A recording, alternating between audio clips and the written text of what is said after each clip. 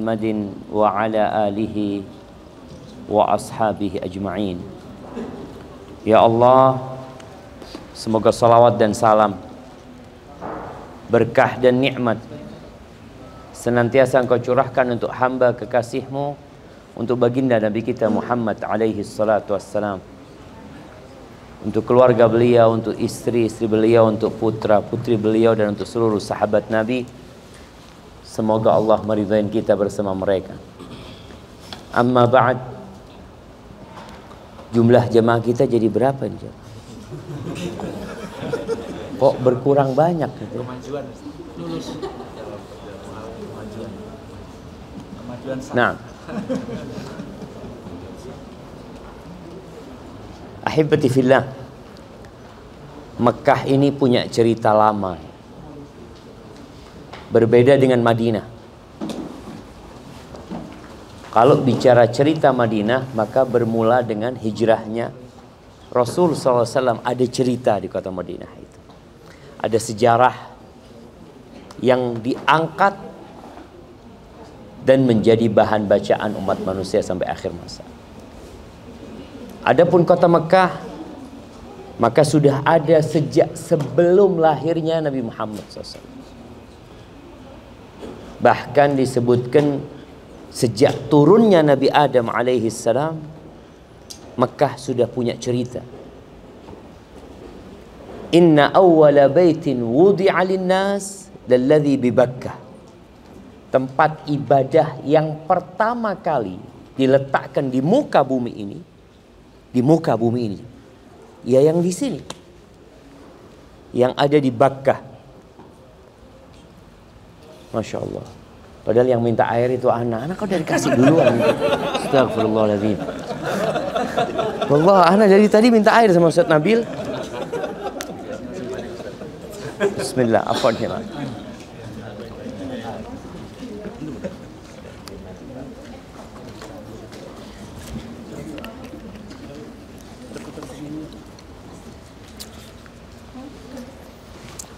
Masya Allah, bicara air ini,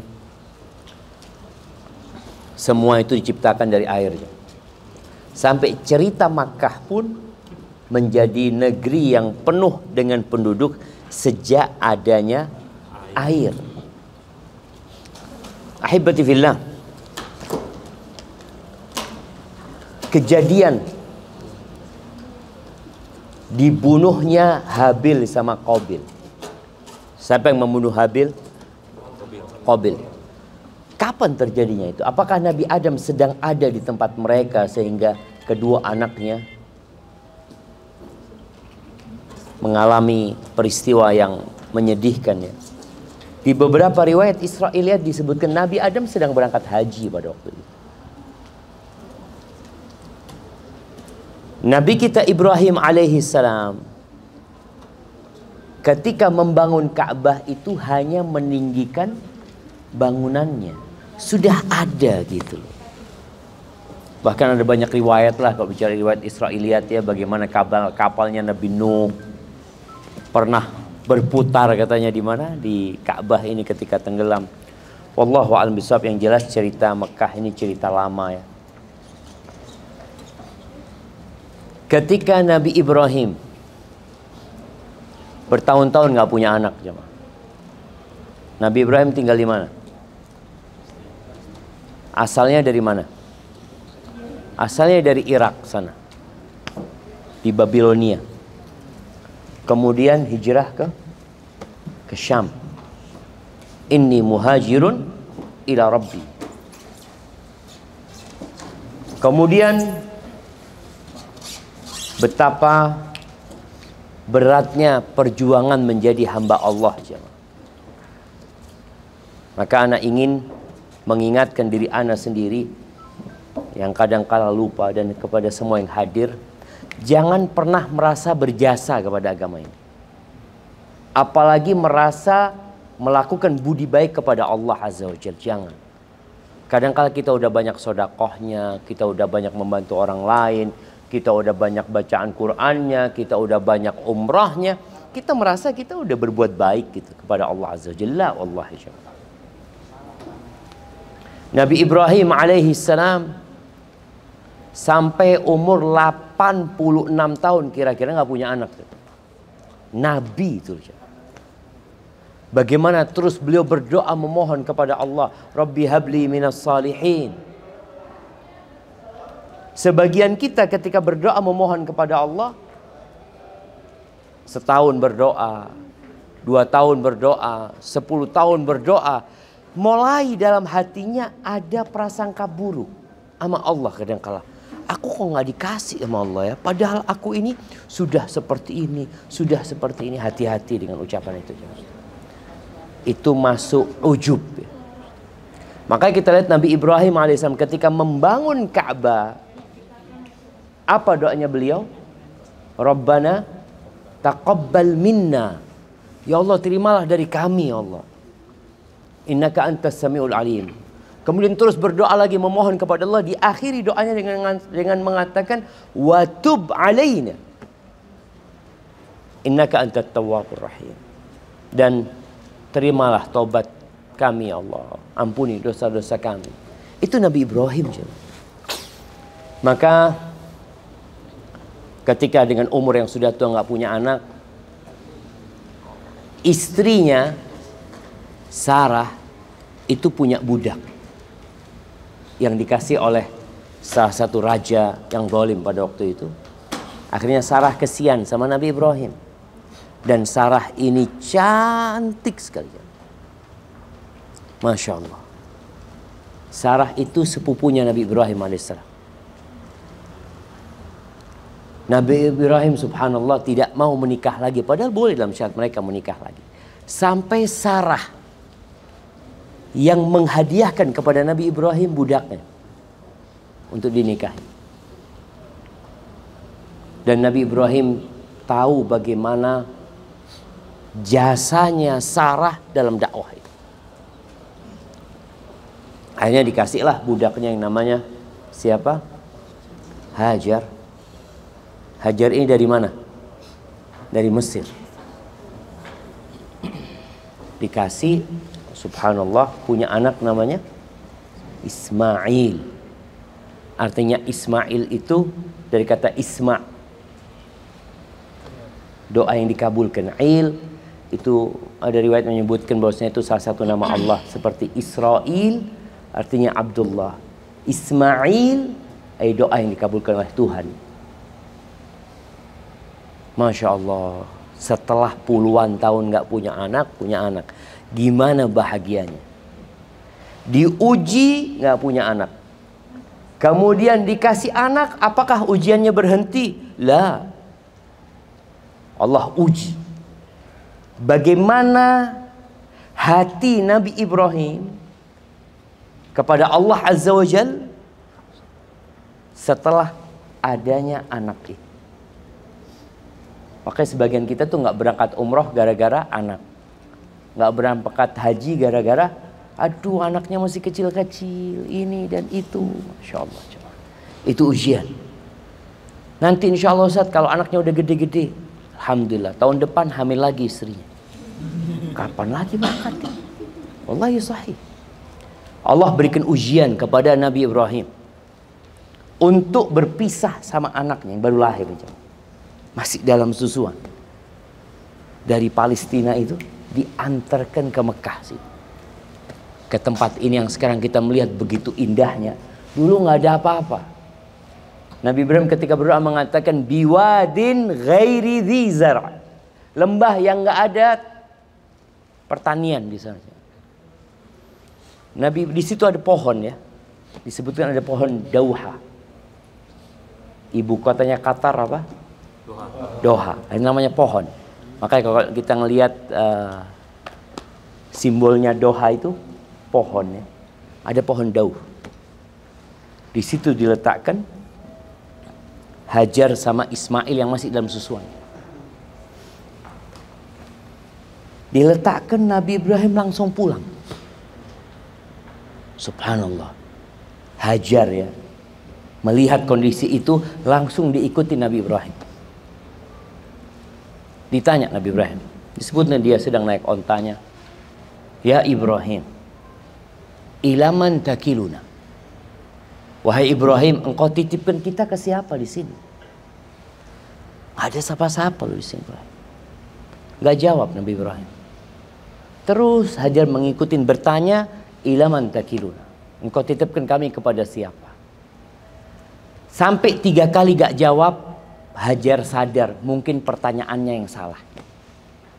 Sebagai istri seorang Nabi masa tanya kayak gitu? Maka dirubah pertanyaannya dengan mengatakan, Allahu amaraka bihada, apakah Allah yang memerintahkan kepadamu untuk ini? Kata Nabi Ibrahim, nah.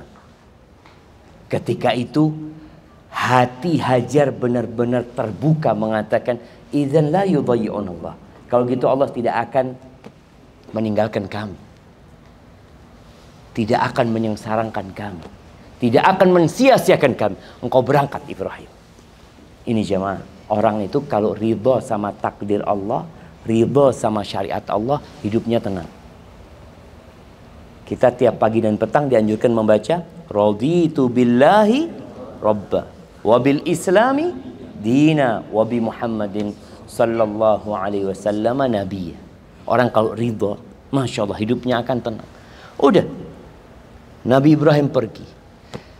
Nggak tahan. Nabi Ibrahim itu bukan nggak mau noleh jemaah. Orang itu kadang-kadang kalau noleh nanti neteskan air mata. Jadi berangkat. Ketika sudah nggak kelihatan, Nabi Ibrahim menghadap ke Ka'bah. Di situ beliau berdoa. Rabbana inni askantu min dzurriyyati biwadin ghairi dzi zar'in 'inda baitikal muharram. Rabbana liyuqimus shalah faj'al af'idatan minan nasi tahwi ilaihim warzuqhum minats tsamarat la'allahum yarzuqun la'allahum yashkurun. Ya Allah, sesungguhnya aku meletakkan dari anak keturunanku di lembah yang tidak ada tadi pertaniannya di sana, inda baitikal muharram, di sisi rumahmu yang mulia. Artinya sudah ada rumah Allah di situ gitu. Di sisi rumahmu yang mulia. Tujuannya Allah agar mereka jadikan orang-orang yang mendirikan sholat. Lalu Nabi Ibrahim meminta agar Allah memberikan rizki kepada mereka dari buah-buahan.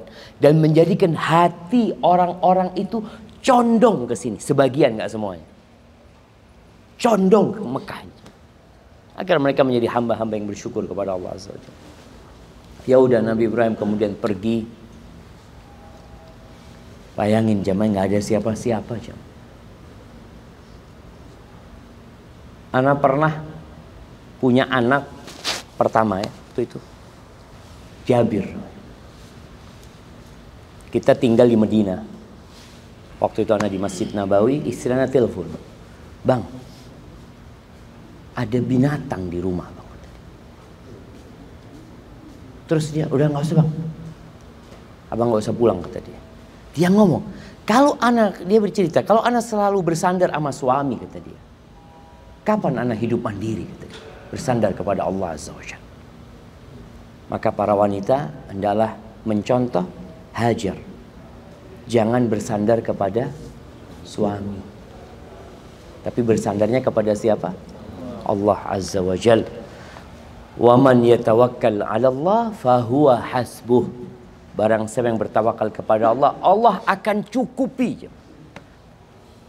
Dari sejak kemarin kita ingatkan, tawakal ini amalan hati, bukan amalan raga dan fisik. Makanya Hajar ketika ditinggal oleh Nabi Ibrahim, ya sudah, dia susuin anaknya sampai air susunya kering. Jadi sama Nabi Ibrahim dikasih air, sama dikasih satu wadah isinya kurma. Airnya habis, kurmanya habis, air susunya kering. Subhanallah ya, ibu itu, kenapa Allah perintahkan kepada kita berbakti kepada ibu kita 3 kali daripada ayah kita? Kita tidak akan mendapatkan di dunia ini hati yang seluas hati ibu kita, yang dia siap mengorbankan apa saja demi anak. Setelah kering air susunya dan Ismail menangis, Hajar bukan hanya berdoa memohon kepada Allah, dia berusaha. Maka dia lihat tempat yang paling tinggi. Yang dia dapatin adalah Bukit Sofa. Maka dia naik ke Bukit Sofa.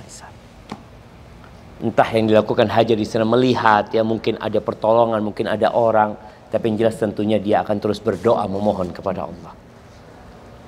Kemudian dia tidak berhenti di situ. Dia lari lagi, turun. Ismail menangis, jemaah. Bagaimana larinya seorang ibu ketika mendengarkan anaknya menangis. Tapi dia nggak berani pergi ke Ismail. Kalau nggak bawa apa-apa buat Ismail ini. Maka tatkala sampai perutnya lembah, yang kita lihat lampu warna hijau itu, di situ Hajar lari kencang. Sampai menuju ke Marwah, berhenti di Marwah lagi. Ya mungkin disitulah dia berdoa. Kenapa kita disyariatkan berdoa di Sofa dan di Marwah? Kemudian turun lagi sampai ke Sofa lagi. Belum dapat jemaah. Apakah berhenti putus asa? Enggak putus asa Hajar. Dia lari lagi menuju ke Marwah sampai 7 kali. Kemudian mendengar suara. Ada suara. Seperti suara itu di dekat Nabi Ismail. Maka didatengin Nabi Ismail. Dan ternyata di situ ada malaikat Ibrahim. Yang dengan sayapnya dikatakan di ujung telapak kaki Nabi Ismail. Dicolek sama malaikat Jibril, keluarlah air Zam-Zam. Subhanallah. Kemudian sama ibunya Nabi Ismail takut air Zam-Zam ini kemana-mana ya. Maka kemudian kayak dibikinin kolam gitu ya, supaya airnya di situ. Maka Nabi Muhammad SAW mengatakan rahimallah umma Ismail. Semoga Allah merahmati ibunya Nabi Ismail. Kalau nggak dikumpulkan tuh air, maka Zam-Zam akan jadi sungai. Nahrun yajri. Tapi karena dikumpulin akhirnya jadi sumur. Sumur itu kan netap di situ. Masya Allah. Cerita itu dimulai dengan cerita seorang wanita yang namanya Hajar. Sudah Nabi Ibrahim kadangkala datang ke Mekah.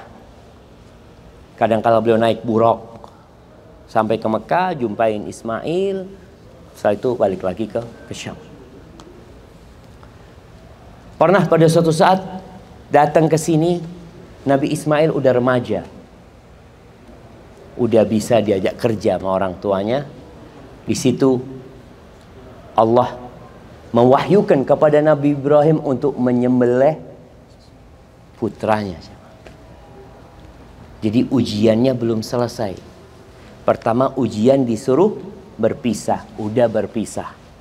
Kemudian ujian selanjutnya apa? Sembelih anaknya. Korbankan anaknya untuk Allah Azza wa Jalla.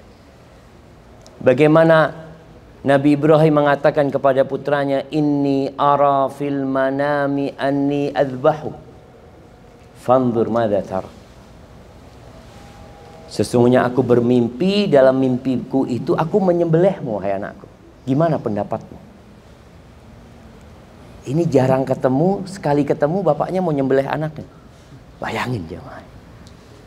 Tapi bagaimana Hajar mendidik Ismail. Al-ummu madrasah jemaah. Ibu itu madrasah. Jangan pernah salah memilih seorang ibu antum. Kadangkala ada laki-laki yang dia mengeluh karena istrinya kurang kooperatif lah dalam mendidik anak-anaknya. Istrinya sibuk dengan kehidupan dia. Ya karena dia salah milih ibu. Ana jadi ingat ucapan Abul Aswad Ad-Du'ali. Abul Aswad Ad-Du'ali ini pernah mengumpulkan anak-anaknya lalu dia mengatakan, ahsantu ilaikum sigharan wa kibaran wa qabla an tuladu. Aku telah berbuat baik kepada kalian ketika kalian masih kecil, kata bapaknya. Kemudian ketika kalian dewasa dan tatkala kalian belum lahir. Anak-anaknya bingung, Abah berbuat baik sama kita tatkala kita kecil, kita merasakan. Kita udah besar, kita juga merasakan bagaimana Abah berbuat baik sama kita. Tapi bagaimana ayah berbuat baik kepada kita sedangkan kita belum lahir? Apa kata Abul Aswad? Ikhtartu lakum umman la tu'ayyaruna biha. Aku pilihkan buat kalian seorang ibunda yang kalian tidak akan tercela dengan ibu itu. Masya Allah. Dan itu juga ibunda Nabi Ismail alaihissalam. Apa kata Nabi Ismail ketika ayahnya menyampaikan hal itu? Qala ya abati if'al ma tu'mar. Wahai ayahandaku, laksanakan apa yang diperintahkan kepadamu. Satajiduni insyaallah minas sabirin. Engkau insyaallah akan mendapati aku menjadi orang-orang yang sabar. Masya Allah, bagaimana Nabi Ibrahim meletakkan pisau di lehernya Nabi Ismail. Bisa dibayangin. Itu ujian buat Nabi Ibrahim. Sehingga Nabi Ibrahim berada di kedudukan yang tinggi menjadi Khalilur Rahman, kekasihnya Allah Azza wa Jalla. Artinya di hati Nabi Ibrahim gak boleh ada selain Allah Azza wa Jalla. Maka semua anaknya, istrinya, ya mereka adalah orang-orang yang tetap Nabi Ibrahim mencintai mereka, tapi Allah lebih dicintai daripada mereka semua. Baik, kemudian ya singkat cerita, banyak orang dari Jurhum, ya orang Arab Jurhum yang tinggal di Mekah ini. Dari situlah Nabi Ismail kemudian belajar bahasa Arab. Lalu Nabi Ibrahim menikah dengan salah satu putri mereka. Suatu hari Nabi Ibrahim datang ke sini. Sebentar datang langsung pulang jemaah. Pakai apa ya? Pakai buruk tadi jemaah. Datang untuk mengecek kondisi keluarganya. Nabi Ismail nggak ada. Ngetuk rumahnya Nabi Ismail. Yang keluar menantunya, istrinya Nabi Ismail, tapi nggak kenal sama mertuanya ini istri.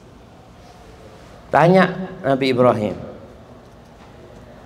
bagaimana mana Ismail? Qala yabtaghi lana, sedang cari rezeki buat kami. Apa ya usaha penduduk Mekah? Bercocok tanam enggak? Berburu mereka. Berburu. Jadi sepertinya dulu banyak binatang-binatang buruan di sini. Terus ditanya lagi, bagaimana kehidupan kalian? Apa kata istrinya? Aduh, kita ini melarat, susah hidupnya. Pokok dia mengeluh sama orang asing ini. Nih contoh istri-istri yang tidak soleha, dia akan curhat kepada semua orang, jemaah. Kenal nggak kenal dia curhatin. Maka kadang-kala ada mak yang curhat bikin status. Orang kampung semuanya tahu. Masya Allah. Ini tanda-tanda istri yang kurang soleha. Apa kata Nabi Ibrahim? Ya sudah, nanti aku kirim salam ya sama suamimu. Dan sampaikan kepada dia agar dia mengganti atabata babi. Jadi rumah orang dulu jamaah, biasanya rumah orang dulu itu agak tinggi dari tanah ya. Kemudian di depan pintunya itu ada kayak anak tangga dari kayu biasanya berdiri di situ. Suruh ganti itu. Masya Allah. Ini perjalanan lumayan jauh kayaknya. Kayak sa'i kayaknya. Baru nyampe sih. Fadal. Lewat sini, depan juga nggak apa-apa. Depan sini.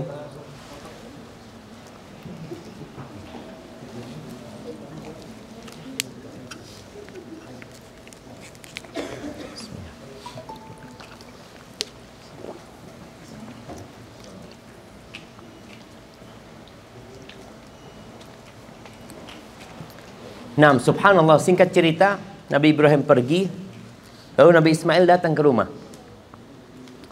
Kok kayaknya ada orang habis datang ya di rumah itu. Entah apa, mungkin Nabi Ibrahim bawa oleh-oleh atau apa. Ditanya, ada orang datang? Kata, iya, ada orang tua, orang sepuh. Dia sifatin dengan sifat yang kurang indah lah.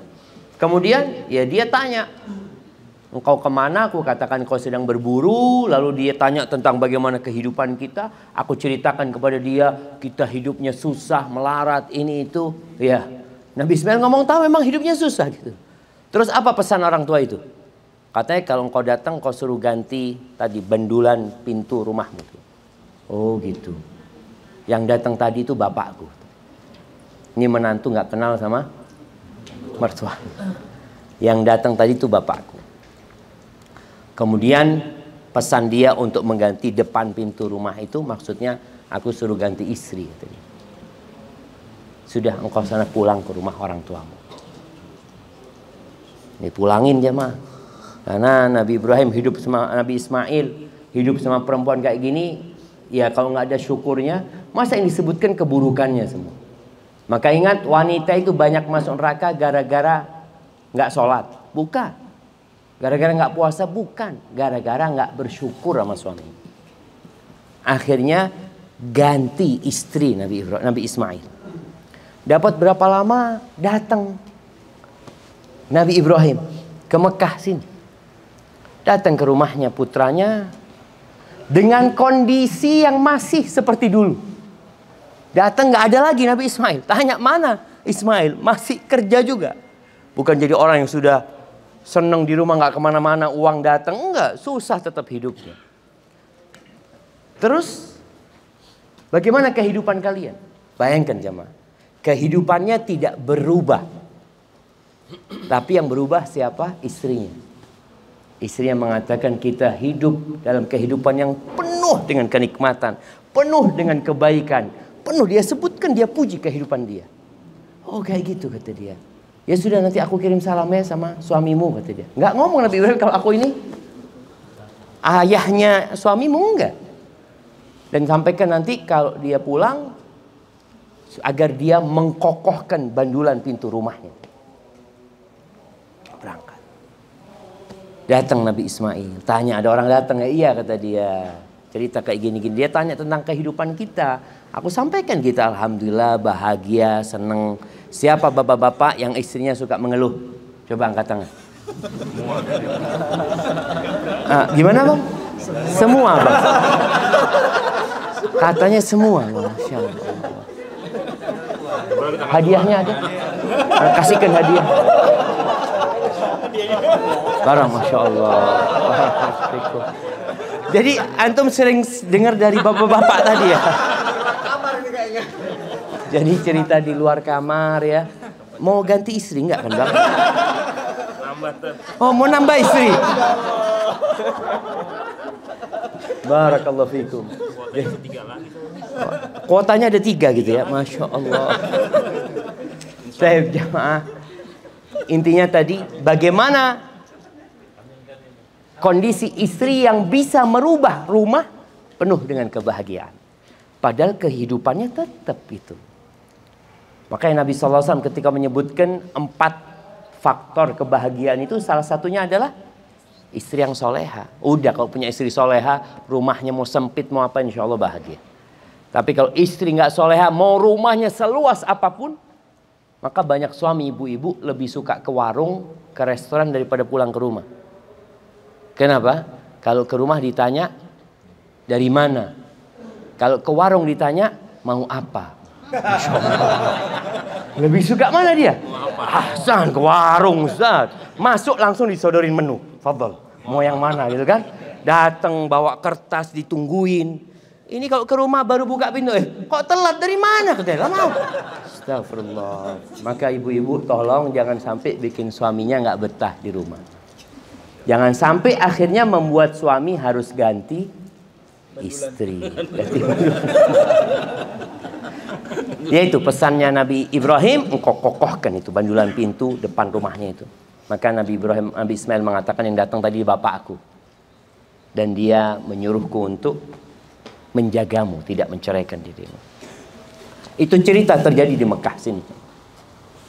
Kemudian ketika dibangun Ka'bah, selesai dibangun Ka'bah, kita lihat makom Ibrahim itu bekas telapak kakinya Nabi Ibrahim. Jadi seperti apa ya, kayak tangga yang bisa naik turun. Jadi kakinya Nabi Ibrahim ketika masuk ke batu itu, masuk itu. Kemudian ketika bangun tinggi jemaah, kita lihat bagaimana naik ke atas, ya lewat batu itu. Nabi Ismail yang ngambil batunya. Kemudian setelah jadi, butuh batu khusus untuk mulai tawaf.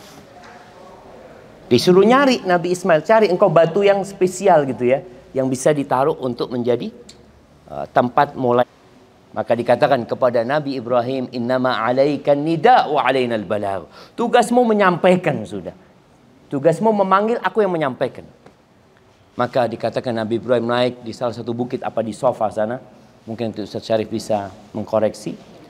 Lalu Nabi Ibrahim memanggil umat manusia. Ayuhan nas. Bahwasanya Allah mewajibkan kepada kalian untuk berangkat haji untuk mengunjungi rumahnya. Fahujju. Berangkatlah kalian haji.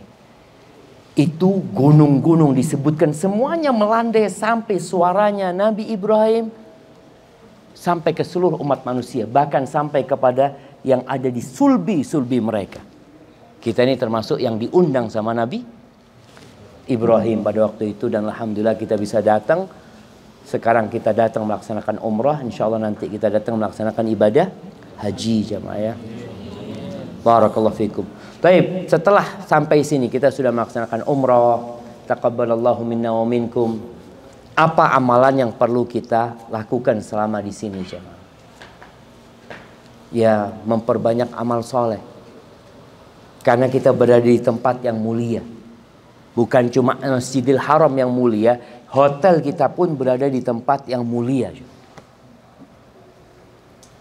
Nabi kita Muhammad alaihissalam ketika beliau Hudaybiyah, kejadian Hudaybiyah tahun ke-6 Hijriah itu, Nabi kan nggak bisa umrah.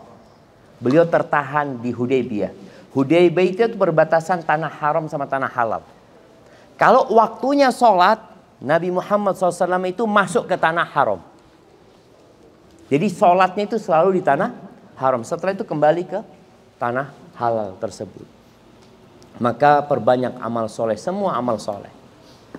Khususnya ada satu amalan yang tidak bisa diamalkan kecuali di kota Mekah ini. Apa? Sholat. Sholat di mana-mana sholat kita lah. Iya, pahalanya 100.000 lah. Tapi amalan sholat masih bisa kita lakukan di mana-mana. Tawaf.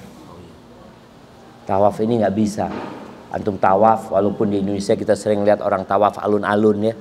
Alun-alun kadang kala 7 kali, berapa kali mereka. Tapi nggak ada pahalanya di sana jamaah. Mereka sekedar berolahraga. Maka di sini Allah mengatakan wal yattawafu bil baitil atiq. Hendaklah mereka tawaf, memperbanyak tawaf di rumah Allah Azza wa Jalla. Selain kita membaca Al-Quran, berzikir, bersalawat buat Nabi SAW, maka hendaklah kita memperbanyak tawaf di rumah Allah Azza wa Jal. Mungkin kalau tawaf ini jamaah agak sulit kalau di bawah ya. Karena harus pakai baju ihram. Kalau mama mungkin agak bebas ya. Tapi bapak-bapak mungkin bisa di lantai 2 atau bisa di lantai 3. Seperti itu. Baik, barakallahu fiik. Itu mungkin yang ana ingin sampaikan pada kesempatan kali ini. Kalau ada pertanyaan, tafadhal. Nah,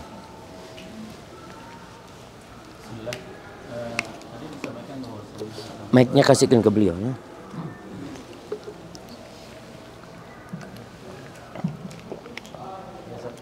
Tadi disampaikan bahwa Nabi Ibrahim alaihissalam meninggalkan begitu saja Hajar dan Ismail. Hal ini dijadikan dasar atau fondasi dari ada sebagian jamaah Indonesia maupun yang lainnya bagi dalil bahwasanya untuk berdakwah dan yang lainnya tinggalkan begitu saja sudah selesai. Dan ini ada hujahnya. Ini yang pertama. Kemudian yang kedua, Nabi Ibrahim alaihissalam tadi juga memerintahkan kepada Nabi Ismail alaihissalam untuk memegang ataupun melepaskan istrinya. Apa ini juga bisa dijadikan dasar bagi seorang tua, orang-orang tua apabila setuju dengan mantunya, sehingga kepada anaknya sudah ceraikan saja, apakah kita akad dengan mana? Masya Allah. Kemudian yang ketiga terakhir, Masya Allah, banyak banget. Bagi yang mungkin yang sudah kadung salah milih badulan gitu, itu solusinya gimana? Salah milih tambah. Kalau milih badulan. Nah, iya jamaah rahimakumullah.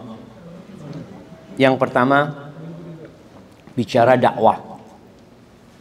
berdakwah ini ada orang tadi yang meninggalkan keluarganya, ya, meninggalkan istrinya tanpa memberikan nafkah kepada mereka dengan dalil Nabi Ibrahim alaihissalam.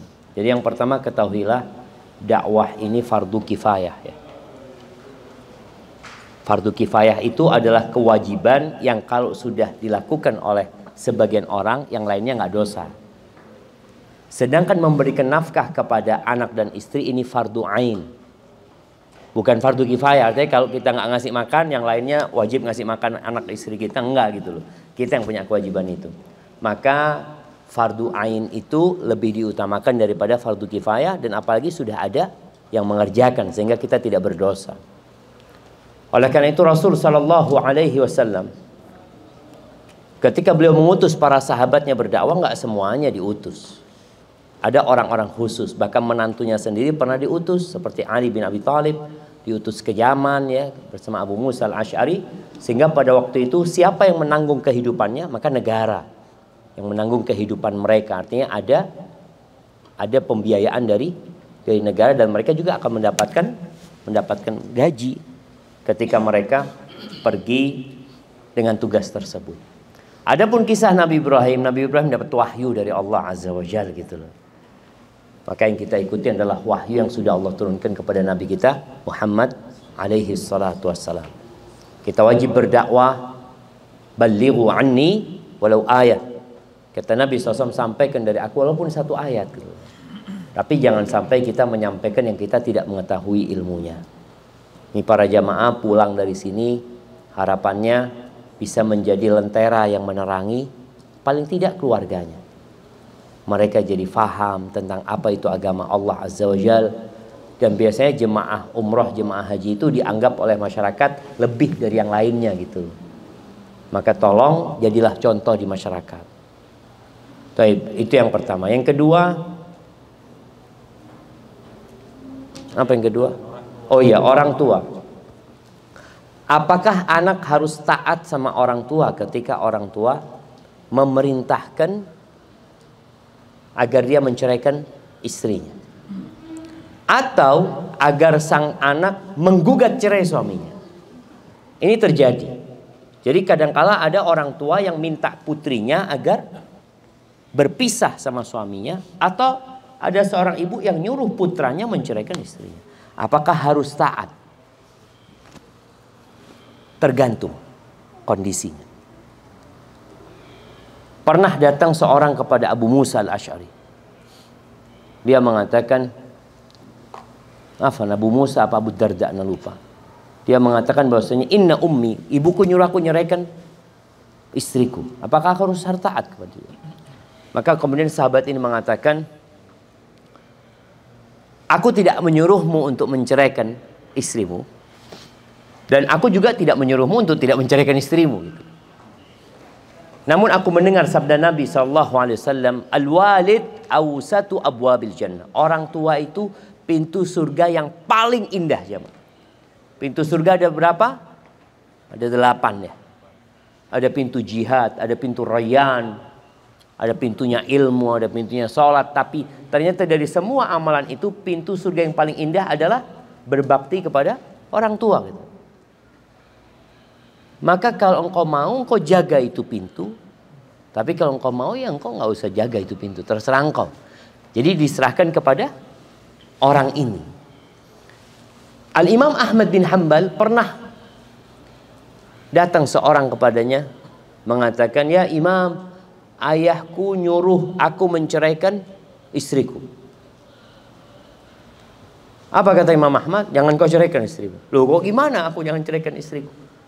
Bukankah dulu Umar bin Khattab pernah menyuruh Abdullah bin Umar untuk menceraikan istrinya? Akhirnya dia menceraikan istrinya. Iya. Hatta yakuna abuk mithl Umar. Sampai bapakmu kayak Umar, baru kau taati bapakmu. Artinya kalau orang tuanya tadi seperti Nabi Ibrahim, orang tuanya seperti Umar bin Khattab, yakni orang soleh yang dia tahu dengan maslahat anaknya. Dia melihat anaknya ini salah pilih istri gitu. Dia ngelihat anaknya sejak menikah jadi durhaka sama orang tuanya. Jadi sholat yang biasa ke masjid nggak ke masjid. Yang biasanya taat sama Allah hidupnya berubah gitu. Gara-gara nih menantu. Maka orang tua melihat hal itu menyuruh anaknya menceraikan istrinya. Tatkala itu ya anak taat. Karena ini dalam kebaikan. Ahibati fillah, cerai ini perbuatan yang paling dicintai oleh iblis. Cerai, subhanallah ya. Makanya kalau orang mau bercerai, tolong mikir dulu. Ada surat di dalam Al-Quran namanya surat At-Talaq. Baca tuh surat At-Talaq. Bukan karena kita mau bercerai, tapi kita perlu punya ilmunya. Allah mengatakan, ya ayyuhan nabi, idza talaqtumun nisa fatalliquhunna li'iddatihinna wa ahsul iddah. Wahai nabi, apabila kalian hendak menceraikan istri-istri kalian, maka ceraikan mereka dalam masa iddah mereka. Artinya seorang suami ketika hendak menceraikan istrinya, dia harus berpikir. Karena ternyata ada cerai yang sesuai dengan sunnah, ada cerai yang bid'ah. Cerai yang sesuai dengan sunnah itu cerai dalam kondisi istri hamil. Sebagian orang nih mau menceraikan istrinya hamil, kesian nanti aja kalau sudah melahirkan. Enggak, ceraikan dia ketika hamil. Itu sesuai dengan sunnah. Kenapa? Karena ketika menceraikan istri sedang hamil, berarti menceraikan istri di masa iddahnya. Mamanya diceraikan istrinya dalam kondisi hamil 4 bulan.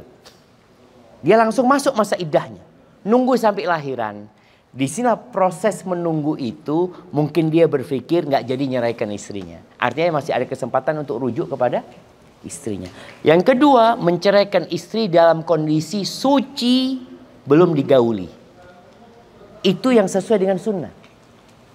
Jadi nggak boleh kita menceraikan istri dalam kondisi datang bulan. Menceraikan istri dalam kondisi habis digaulin. Itu termasuk bid'ah.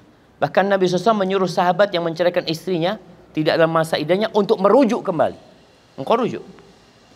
Maka seperti itu. Ini menunjukkan orang kalau mau bercerai, hendaklah dia berpikir. Apakah memang bukan karena marah ya, teriak-teriak dia menceraikan? Enggak, dia berpikir. Jadi seperti itu seorang anak apakah wajib mentaatin orang tuanya yang nyuruh dia menceraikan? Maka tergantung kondisi orang tuanya dan kondisi istrinya. Bagaimana kalau sudah kadung salah pilih bandulan? Dilihat-lihat, kok kayak gini? Jadi jamaah, sebenarnya nggak salah pilih. Sebagian orang itu nggak salah pilih. Tapi karena dia sering ngelihat istri tetangganya.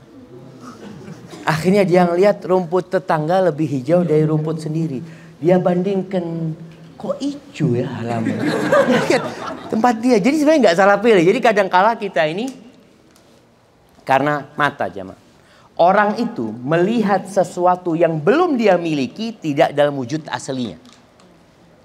Ingat, manusia itu melihat sesuatu yang belum dia miliki tidak dalam wujud yang sebenarnya. Contohnya, kalau kita naik mobil, kita tuh kepingin punya mobil, punya Harley mungkin ya.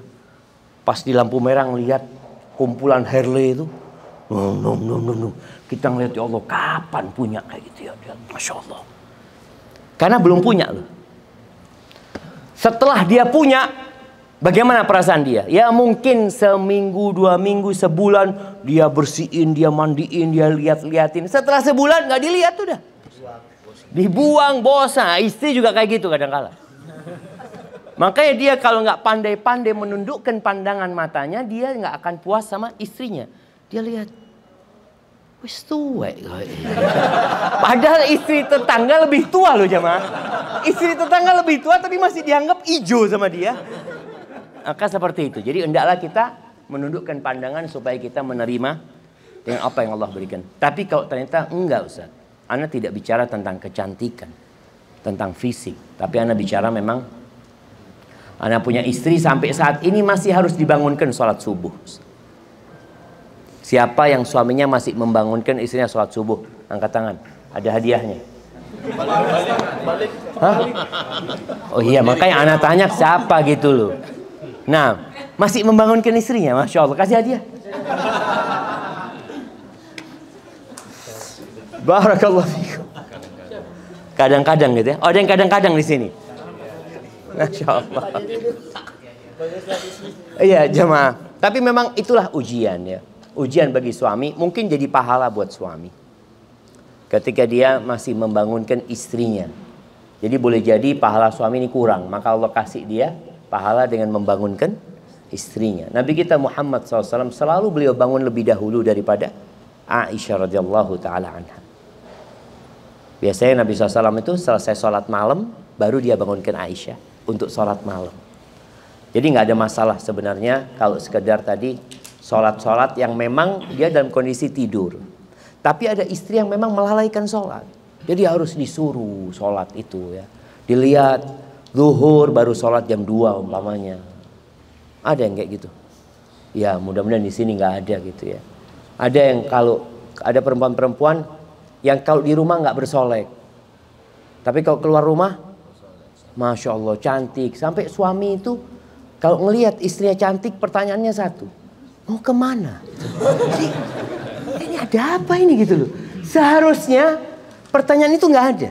Ketika keluar rumah biasa-biasa aja. Di rumah panggil tukang rias. Loh, Masya Allah. Bener jamaah, ini nggak terjadi loh. Ini nggak terjadi. Ana hampir nggak pernah ngelihat seorang itu berangkat ke salon untuk suaminya. Artinya dia berias untuk suaminya. Yang ada berias untuk kondangan. Betul ibu-ibu? Maka sekarang dirubah. Jadi kalau suaminya ngelihat cantik, oh buat aku ini. Tapi kalau ngelihat umpamanya nggak berhias, oh mau keluar ya? Iya kan.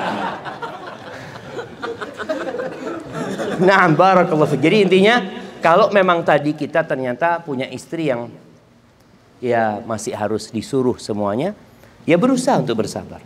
Selama masih bisa diperbaiki, insya Allah kita bersabar. Tapi ada kondisi yang kayaknya udah kayak ceritanya istrinya Nabi Ismail tadi jamaah, sudah curhat sama orang luar tentang kehidupannya ini itu, melarat hidupnya, maka lebih baik ganti istri.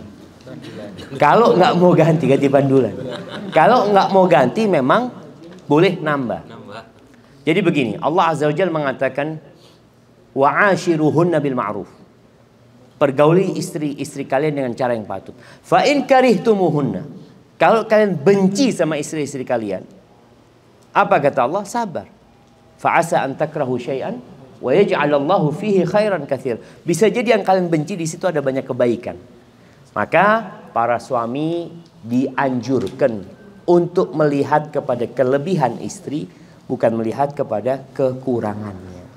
Selama kekurangannya itu ya masih bisa ditoleransi, maka lihatlah kepada kelebihannya.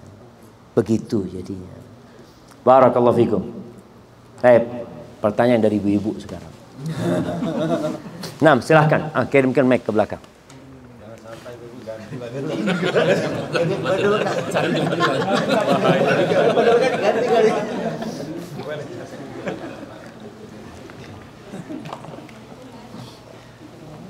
Ya ini kayaknya kurang apa baterai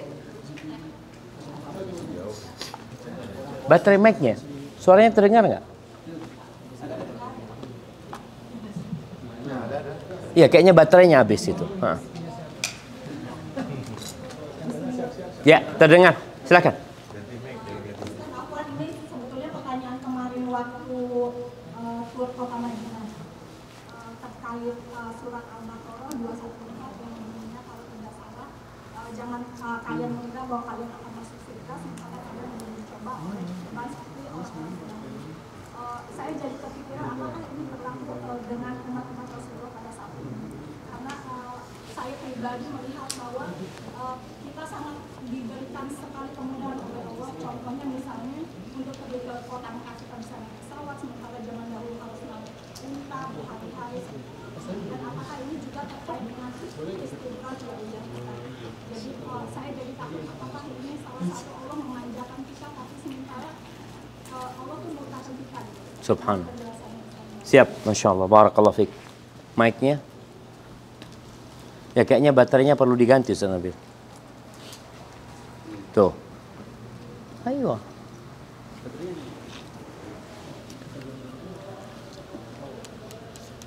Ini udah habis suaranya.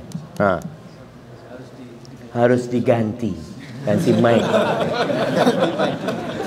Nah, baik jamaah rahimakumullah, berkaitan dengan firman Allah di surat Al-Baqarah ya, 214 yang turun di kota Madinah. Selama 13 tahun para sahabat sudah hidup menderita di kota Mekah sini. Ketika hijrah, penderitaan itu masih dirasakan sama mereka. Orang yang menderita itu kan berharap penderitaan itu berakhir ya. Maka turun tuh ayat. Am hasibtum an tadkhulul jannah. Apakah kalian mengira kalian bisa masuk surga? Jamaah, surga itu seluas langit dan bumi ini jamaah. Seluas langit dan bumi ini. Bumi ini hanya satu titik daripada planet-planet yang bertebaran di galaksi Bima Sakti, dan ada galaksi yang lebih besar lagi dari itu. Kecil bumi ini jamaah. Itu luasnya seluas langit dan bumi. Dengan apa kita bisa mendapatkannya? Ya dengan rahmat Allah sebenarnya. Tapi Allah mengatakan kepada para sahabat Nabi yang sudah hidup penuh dengan penderitaan, agar mereka bersabar lagi. Karena kalian belum ditimpa seperti apa yang menimpa umat-umat sebelum kalian. Bayangkan apa yang menimpa umatnya Nabi Musa. Bayi laki-laki mereka disembelih hidup-hidup. Keluar dari perut ibunya disembelih sama tentara Firaun. Gimana ujian itu? Yang perempuan-perempuan dibiarkan hidup diperbudak sama Firaun. Na'udzubillah. Sampai kaumnya Nabi Musa itu mengatakan kepada Nabi Musa alaihissalam, "Udzina min qabli an ta'tiyana wa min ba'di ma ji'tana." Wahai Nabi Musa, sebelum engkau datang menjadi utusan Allah, kita udah hidup penuh dengan penderitaannya. Disiksa, diganggu, disakiti sama Firaun. Engkau datang juga nggak berubah. Tetap kita hidup dalam seperti ini. Apa kata Nabi Musa? Asa rabbukum ayyuhlika aduwakum. Ya sudah, semoga Allah membinasakan musuh kalian. Dan kemudian Allah menggantikan kalian pengganti buat mereka. Fayanzur kaifa ta'malun. Dan akan dilihat gimana amalan kalian pada saat nanti penderitaan itu diangkat. Jadi ujian itu akan datang. Terus kalau bicara kondisi kita gimana? Ya, semua kita sedang diuji. Tapi ujian kita berbeda-beda. Mungkin antum melihat anak kayaknya seneng aja gitu ya. Ada ujian yang mungkin tidak diketahui oleh semua orang yang ada di sini, kecuali anak sendiri yang tahu ujian tersebut. Kemudian ujian di rumah, menghadapi suami, ujian menghadapi anak. Mungkin bukan masalah ekonomi, tapi ada ujian perasaan. Ada yang diuji dengan mertuanya. Wallahi Ustaz, anak ini sama mertua selalu dianggap salah Ustaz. Nggak ada benernya. Ada emak-emak yang seperti itu. Yang diuji sama mertuanya ada nggak? Nggak ada. Mertuanya baik-baik semua, insya Allah, alhamdulillah. Ada yang diuji sama suaminya. Wallahi suami na'udzubillah min dzalik.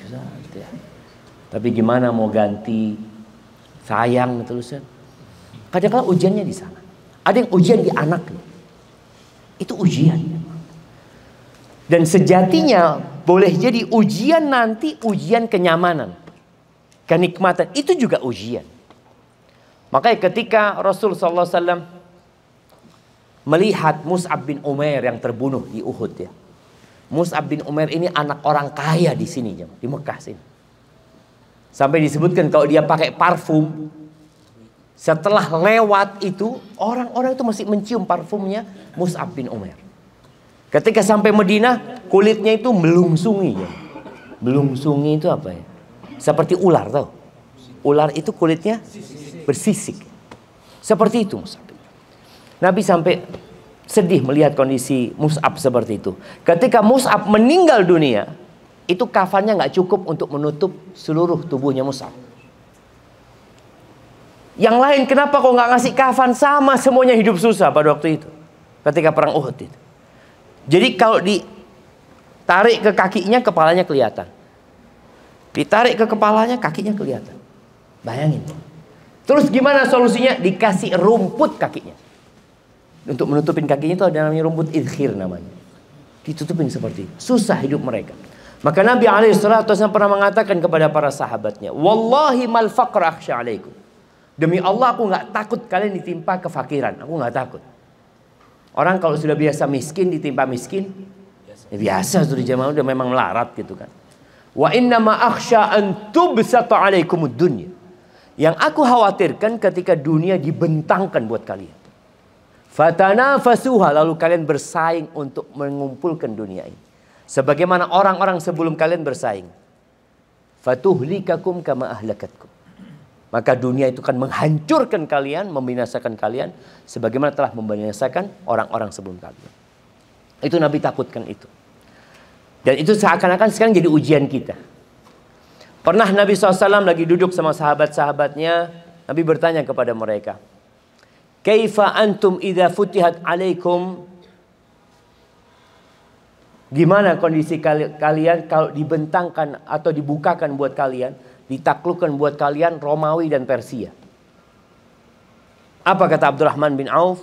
Naqul kama amaranallah. Kita akan menjadi seperti yang Allah perintahkan. Kata Nabi SAW, awa ghaira dhalik. Kayaknya enggak kayak gitu kalian nantinya. Apa yang akan terjadi? Yang pertama, kalian tatanafasun. Kalian akan bersaing. Thumma tatahasadun. Lalu kalian akan saling hasad, saling iri, saling dengki. Thumma tatadabarun. Kemudian kalian tidak akan saling bersapa lagi sama saudara kalian. Thumma tatabaghadun. Kemudian kalian akan saling bermusuhan sama saudara kalian. Dan seakan-akan itu yang jadi ujian kita sekarang. Tapi sepertinya mungkin sebagian kita masih diuji dengan kesulitan ekonomi, dengan penyakit ya. Ada orang yang secara finansial mungkin cukup tapi Allah kasih kanker sama dia. Anda lihat, ada orang-orang Masya Allah ini berduit banget nih orang. Seakan-akan orang melihat kayaknya nggak pernah diuji orang ini, padahal dia dikasih kanker sama Allah, yang membuat makanan setiap hari yang dia makan tuh nggak ada rasanya.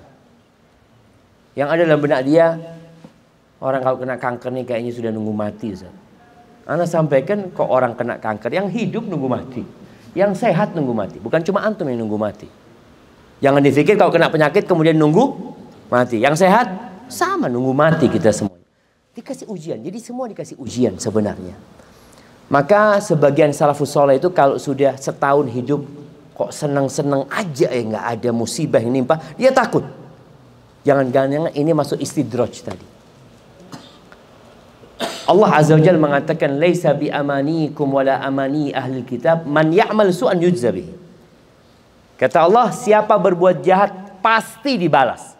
Semua yang berbuat dosa pasti dibalas ya. Nggak ada ceritanya nggak ada balasan. Ketika ayat itu turun, Abu Bakar Siddiq, kembali lagi jamaah, semua orang di antara kita nih yang paling takut sama Allah siapa? Yang paling kenal sama Allah, yang paling ngerti tentang Allah itu paling takut sama Allah, nggak akan meremehkan dosa.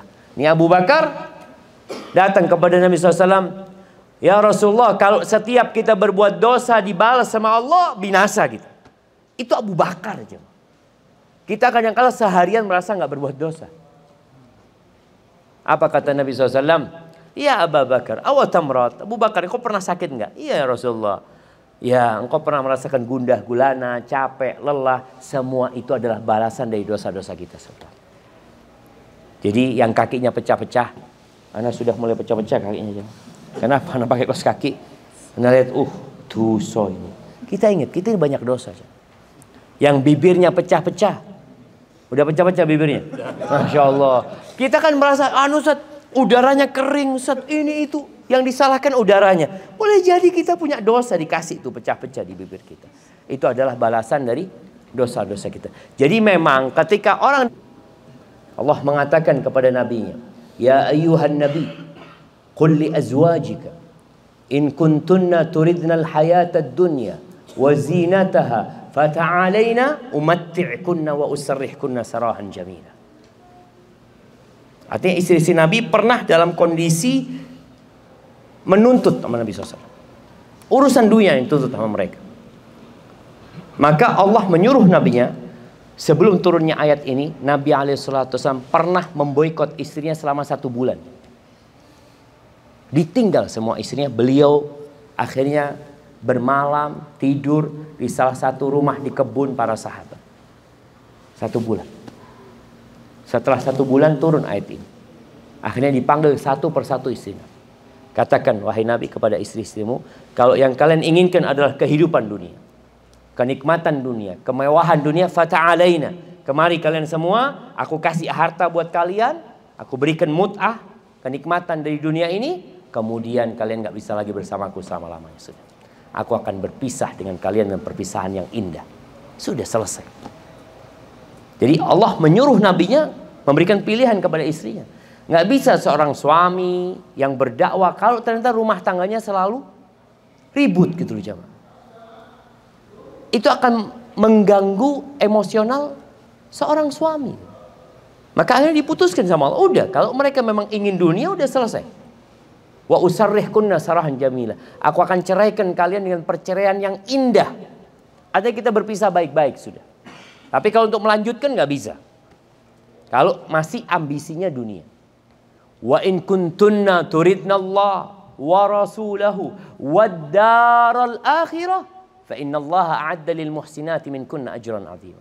Tapi kalau ambisi kalian adalah Allah, yang kalian cari adalah Rasulnya, yang kalian inginkan adalah kehidupan akhirat, maka sesungguhnya Allah menyediakan pahala yang besar buat orang-orang yang berbuat baik di antara kalian.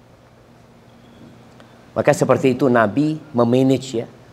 Jadi Rasul SAW dibalik kasih sayang beliau, dibalik kelembutan beliau yang sering kita dengar, tapi beliau juga tegas. Jadi kalau sudah urusannya urusan agama, urusannya urusan akhirat, maka Nabi tegas. Itu yang terjadi. Tapi Nabi bersabar. Ada hal-hal di dalam rumah itu yang wajar terjadi dengan wanita. Nih cerita di Mekah ini, ada satu istri Nabi yang paling dicintai Nabi SAW. Siapa? Khadijah radhiyallahu ta'ala anha. Anak kalau baca tentang Khadijah itu nggak kebayang bagaimana Khadijah ini. Sampai Allah Azza wa Jalla kirim salam sama Khadijah. Bayangin nih. Allah yang menciptakan Khadijah, Allah kirim salam sama Khadijah. Bagaimana ketika Nabi sedang sallallahu alaihi wasallam bersama Jibril, tahu-tahu datang Khadijah. Dalam kondisi sudah tua renta Khadijah nih jamaah. Meninggal umurnya 65 tahun Khadijah itu. Membawa makanan atau minuman, kata Jibril alaihissalam, hadi Khadijah. Muhammad tuh Khadijah datang tuh kata dia. Kalau dia sampai ke sini, fa'aqri'ha min rabbiha salam. Sampaikan Tuhannya kirim salam sama dia. Bayangkan. Tuhan yang menciptakan Khadijah kirim salam sama salah satu hambanya. Wa minni, dan aku juga kirim salam, kata Jibril. Wa basyirha bi baitin fil jannah min qasabin la sakhaba fihi wala nasab. Dan kabarkan kepada dia, Allah sudah sediakan buat dia rumah di surga. Terbuat dari mutiara yang nggak ada suara-suara yang nyesakkan hati, yang nggak ada kelelahan. Karena Khadijah capek loh jamaah. Bagaimana lelahnya dia, suaminya dijelek-jelekan sama penduduk Mekah. Bagaimana dia dengar orang-orang mengatakan suaminya sahir, penyihir, dukun. Nih ibu-ibu kalau dengar suaminya dijelek-jelekan sama orang, sempit dadanya. Itu Khadijah mendengarkan itu. Maka Allah kasihkan buat dia rumah yang nggak ada lagi suara-suara sumbang itu. Nggak ada lagi keletihan. Makanya bagaimana Nabi SAW mengenang jasa Khadijah. Aisyah itu istri yang kalau ditanya siapa istri Nabi yang paling Nabi cintai? Aisyah. Apa kata Aisyah? Aku nggak pernah cemburu dengan istri-istri Nabi yang lain seperti kecemburuanku kepada Khadijah. Padahal aku nggak pernah ngelihat Khadijah. Nggak pernah ngelihat Khadijah. Artinya Aisyah radhiyallahu ta'ala anha menikah dengan Nabi SAW, Khadijah udah meninggal dunia. Kenapa? Karena seringnya Nabi SAW menyebut nama Khadijah. Dan juga kalau Nabi punya rezeki, potong kambing, apa kata Nabi SAW? Kirimkan ke saudara-saudaranya Khadijah. Kepada sahabat-sahabatnya Khadijah. Pernah suatu hari kata Aisyah, aku itu nggak tahan dengan kecemburuanku terhadap Khadijah. Maka Aisyah mengatakan, ya Rasulullah, engkau ada apa sih sama perempuan tua renta itu? Yang ya bibirnya udah merah, udah tua renta kata dia. Allah sudah kasih ganti buat engkau yang lebih baik dari dia. Maksudnya? Dia gitu ya. Itu Nabi SAW marah. Apa kata Nabi SAW? Wallahi ma abdalani Allah bi khairin minha. Demi Allah, Allah tidak memberikan ganti kepada aku yang lebih baik dari dia. 9 istri Nabi itu tetap kalah dengan satu yang namanya Khadijah. Mereka tidak menggantikan posisi Khadijah di hati Nabi SAW. Nabi mengatakan kepada Aisyah, engkau tahu Aisyah, ketika penduduk Mekah mendustakan aku, dia yang percaya sama aku. Dia yang mendukungku tatkala mereka mensia-siakan aku. Kemudian dijadikan aku punya anak juga dari dia, kata dia. Itu Aisyah sebulan penuh, kata Aisyah.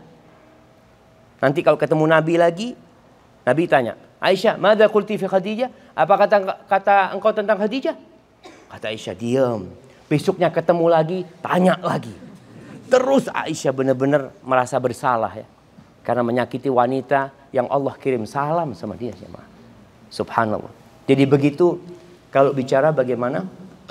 Ini pertanyaan apa tadi, jemaah? Ya, memanage konflik tadi di antara ketika punya istri lebih dari satu dan Nabi SAW berusaha. Nabi berusaha, jemaah, mengambil hati mereka, tapi ada terjadi keributan. Pernah ada satu keributan yang Nabi marah besar juga sama Zainab. Zainab bintu Jahsh. Zainab ini suatu hari Nabi SAW dalam perjalanan, istrinya yang ikut waktu itu Sofia. Sofia ini naik onta yang lambat, jemaah, sehingga dia telat masuk kota Madinah. Padahal hari itu hari bermalamnya Nabi SAW di rumahnya Sofia. Ketika datang Nabi menyambut, tahu Nabi ini Sofia lagi sedih ya. Ketika disambut nangis langsung Sofia. Mengatakan, ya Rasulullah, hamaltani ala ba'irin bati. Ya Rasulullah, engkau bawa aku dengan onta yang lambat sekali. Ini itu pokoknya dia ngeluh. Diusap air matanya sama Nabi SAW. Suruh sabar ini dan itu. Tetap nggak mau nerima. Sofia ini. Nggak mau nerima. Akhirnya, karena nggak mau nerima sama Nabi ditinggal. Nah ini juga bagaimana memanage rumah tangga. Jadi ada perempuan-perempuan yang kalau merengek-rengek terus, kadang-kala solusinya biarin itu. Ini Nabi SAW ngajarin jemaah. Betul. Soalnya kadang-kala ada perempuan kalau suaminya berusaha terus, dia tambah, oh ini harus diterusin ini. Ngabisin waktu gitu kan. Itu ditinggal, sama Nabi SAW ditinggal. Ketika ditinggal, Sofia tahu dia salah. Artinya Nabi SAW udah datang, udah ngusap air matanya, udah berusaha menenangkan dia, dia yang gak nerima. Akhirnya Sofia cari solusi. Dia langsung ke rumahnya Aisyah. Ya Aisyah, kata dia, kalau engkau bisa membuat Nabi memaafkan aku, hari ini aku hadiahkan buat engkau. Malam hari itu. Akhirnya Nabi kan biasanya kalau sore hari itu keliling jamaah ke rumah semua istrinya sekedar untuk melihat kondisi mereka, tanya gimana keadaannya. Nanti bermalam di rumah yang terakhir. Pas ke rumahnya Aisyah, dilihat Aisyah bersolek, kata dia. Berhias, kata dia. Aisyah, kata Nabi SAW, ini bukan malammu, kata dia. Apa kata Aisyah? Dzalika fadlullah yu'tihi man yasha. Itu karunia dari Allah yang Allah berikan kepada siapa yang Allah kehendaki. Oh Nabi tahu, kayaknya Sofia ngasihkan malamnya kepada Aisyah. Akhirnya Nabi nerima sudah. Akhirnya memaafkan Sofia gara-gara perbuatan dia. Nabi melihat masalahnya belum selesai. Sallallahu alaihi wasallam. Apa masalahnya? Sofia ini kendaraannya lambat.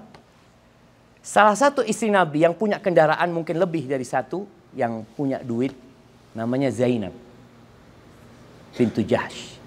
Datanglah ke rumah Zainab. Ya Zainab, kata Nabi SAW, kalau engkau bisa, kata dia, ontamu engkau pinjamkan kepada Sofia, kata dia, karena ontanya dia lambat ini dan itu. Nabi berbicara dengan bahasa yang bagus, ya, mohon sama istrinya. Apa kata Zainab? Ata'madu ila ba'iri wa tu'ti hadhil yahudiyah? Engkau mau ambil ontaku, engkau berikan kepada orang Yahudi itu. Sofia ini memang anak Yahudi. Ya. Nabi marah, jemaah. Kenapa? Sudah rasis ini. Ini udah rasis ini. Nah, udah berbau sara ini. Sama Nabi SAW 3 bulan Sofia nggak disapa. 3 bulan. Zainab.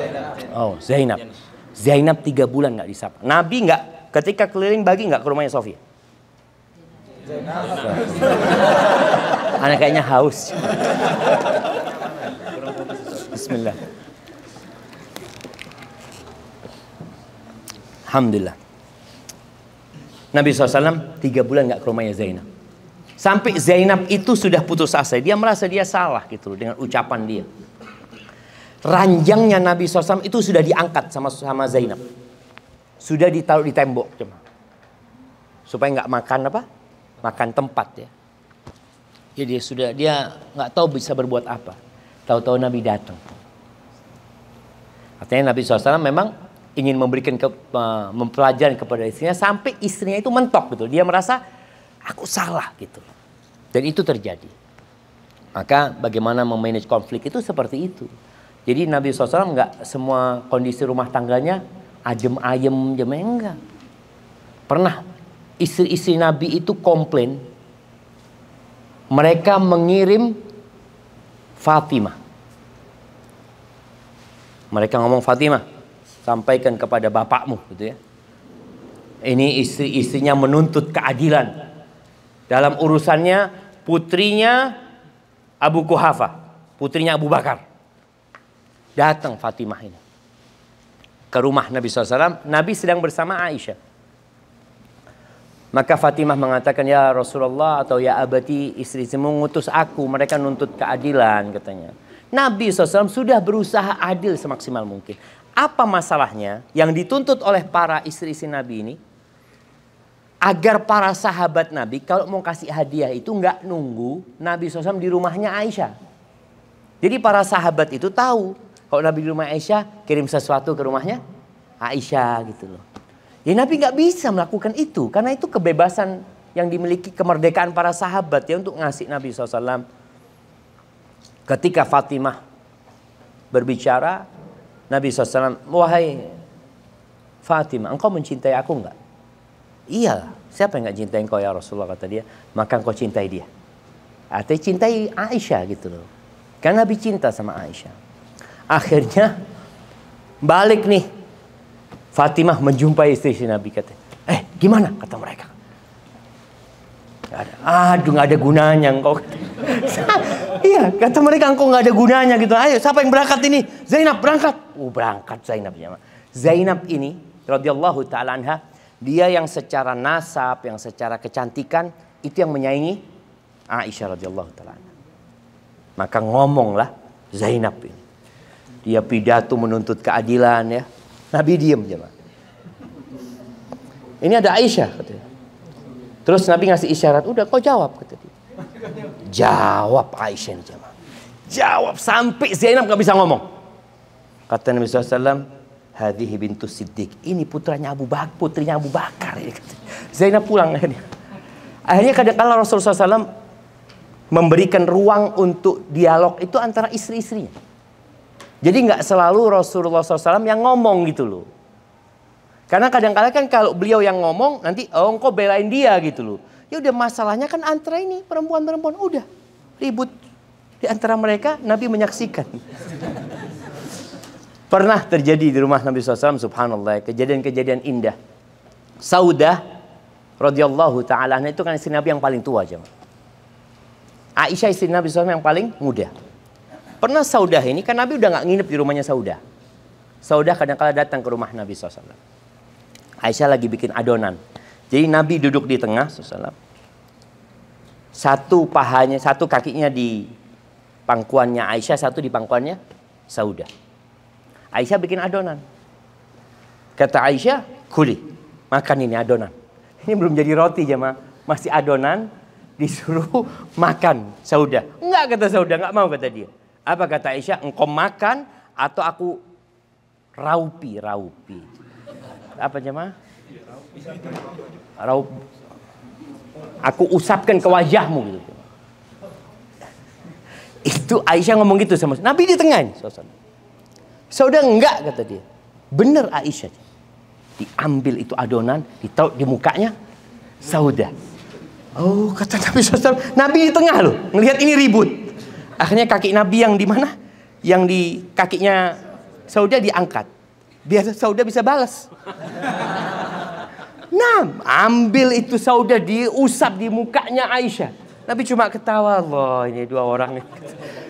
Jadi seperti itu. Jadi orang yang punya istri lebih dari satu memang butuh kesabaran ekstra jemaah.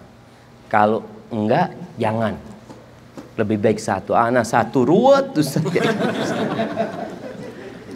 Jadi mungkin seperti itu. Maka kalau mau mempelajari itu, dibacalah firman Allah Azza wa Jalla tentang laqad kana lakum fi Rasulillah uswatun hasanah.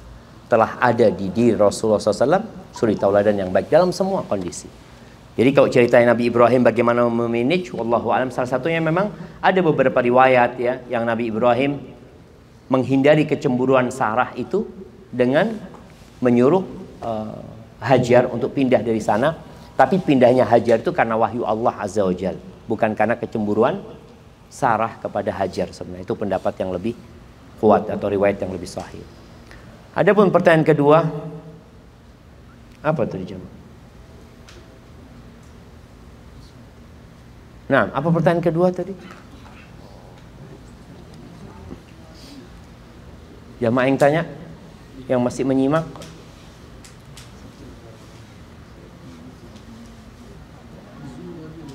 Dua tadi pertanyaan. Nah, nggak ingat.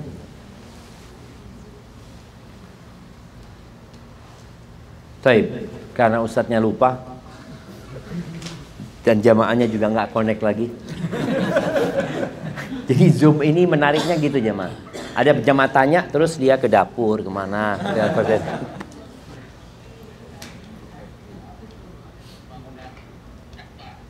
Oh iya, perannya Ishak ya. Perannya Nabi Ishak alaihissalam. Wallahu a'lam bishawab ya. Karena memang yang Allah ceritakan perannya Nabi Ismail. Karena Nabi Ismail alaihissalam ada di Mekah. Sedangkan Nabi Ishak ada di Syam sana. Jadi kalau dikatakan apa peran anaknya, ya memang nggak kumpul. Nabi Ismail sama Ishak nggak kumpul. Sehingga Nabi Ibrahim alaihissalam tidak membawa Nabi Ishak untuk membangun Ka'bah. Sehingga Allah ceritakan di dalam Al-Quran Al-Karim, wa idh yarfa'u Ibrahimu al-qawa'ida minal baiti wa Ismail.